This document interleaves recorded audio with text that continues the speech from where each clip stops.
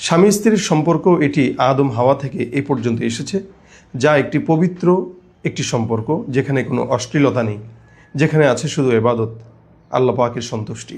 আমরা জানি লোকমুখে একটি কথা সমাজে প্রচলিত আছে, অনেকে গ্রাম দেশে এই কথাটি অনেক মা বোনরা বলে থাকে যে স্বামীর পায়ের নিচে স্ত্রীর জান্নাত।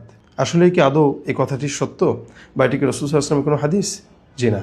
নবী সাল্লাল্লাহু আলাইহি ওয়াসাল্লাম স্বামীর এবং স্বামীদের মর্যাদা বোঝাতে যে অনেক হাদিস বর্ণনা করেন। যেমন রাসূল করিম সাল্লাল্লাহু আলাইহি ওয়াসাল্লাম এক হাদিসে বলেন যে তোমরা স্বামীর সঙ্গে কেমন ব্যবহার করবে তা ভেবে দেখো, কারণ স্বামী তোমাদের জান্নাত, স্বামী তোমাদের জাহান্নাম।